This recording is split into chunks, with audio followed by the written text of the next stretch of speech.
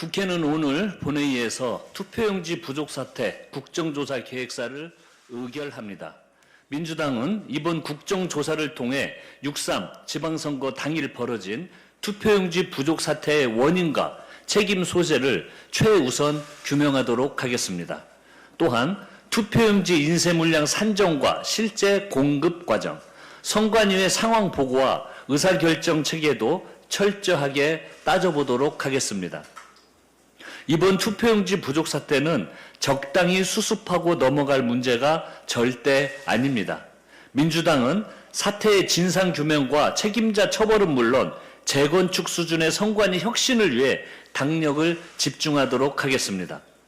오늘 본회의에선 전반기 때 처리하지 못한 민생경제법안 30여 건도 처리할 예정입니다.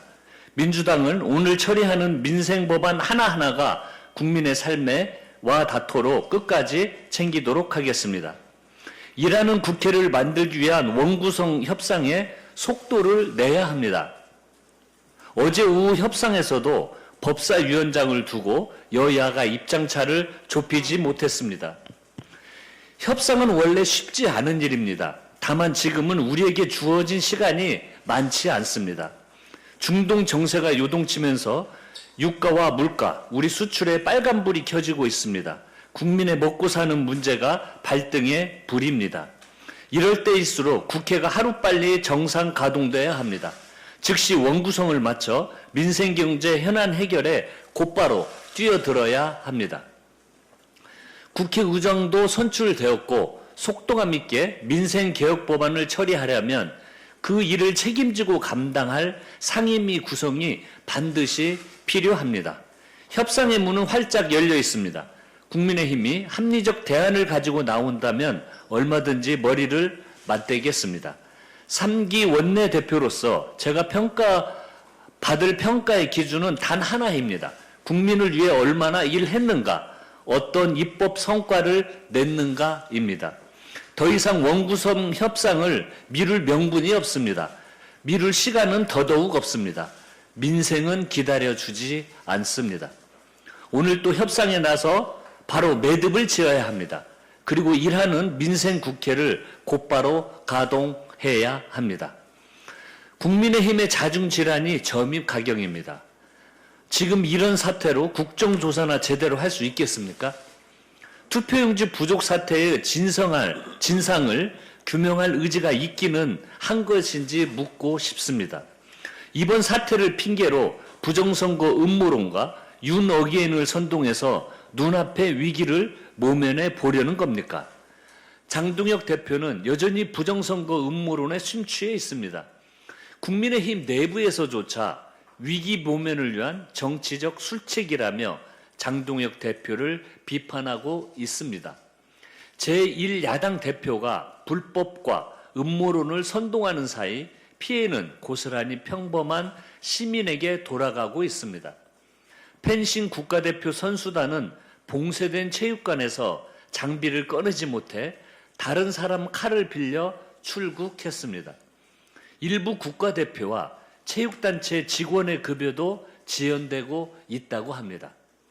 이런 문제 해결을 위해 민주당 천준호, 전용기 수석, 이무경 의원 등이 어제 현장을 찾았다가 부정선거 재선거 구호와 빨갱이 나가라라는 막말을 들어야 했습니다.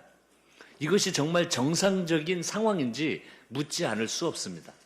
민주당은 투표용지 부족 사태의 진상규명과 선관위 개혁을 위한 국정조사에 최선을 다하겠습니다.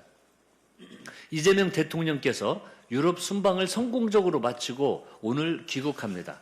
벨기에, EU, 이탈리아 교황청에 이어 프랑스 G7 정상회의까지 이번 순방은 대한민국 외교의 위상을 한 단계 높인 여정이었습니다. EU는 미국, 중국에 이은 제3교역 파트너이자 세계 최대 무역 블록입니다. 이재명 대통령은 이번 순방을 통해 경제, 통상, 안보는 물론 AI 공급망, 문화에 이르기까지 EU와 협력을 전방위로 넓혔습니다. 또한 2년 연속 G7 정상회의에 초청받아 글로벌 책임 국가로서 대한민국의 역할을 세계에 각인시켰습니다. 이번 순방은 중동과 아시안에 이어 유럽까지 국익 중심 실용 외교의 질병을 넓히는 성과를 올렸습니다. 특히 한반도 평화를 위한 새로운 전기를 마련했다는 점에서 더욱 의미가 큽니다. 이재명 대통령은 교황청 특별연설에서 남북관계 개선 의지를 거듭 강조하며 한반도 평화에 대한 지속적인 관심과 지지를 요청했습니다. 레오 14세 교황과의 면담에서는 교황의 방북을 직접 요청하며 한반도 평화를 위한 교황청의 역할과 협력을 당부했습니다. G7 정상회의에서 이루어진 트럼프 대통령과 깜짝 환담에서도 북한 문제 해결을 위한 대화 필요성에 공감했습니다. 트럼프 대통령은 SNS에 2018년 김정은 위원장과 나란히 걷는 사진을 게시하기도 해 북미 대화 가능성에 대한 기대가 커지고 있습니다. 이재명 대통령님 수고 많이 하셨습니다. 민주당은 정부와 함께 대한민국의 외교 역량을 더욱 높이고 한반도 평화 번영과 동북아 협력을 위해 앞으로도 최선을 다하겠습니다. 이상입니다.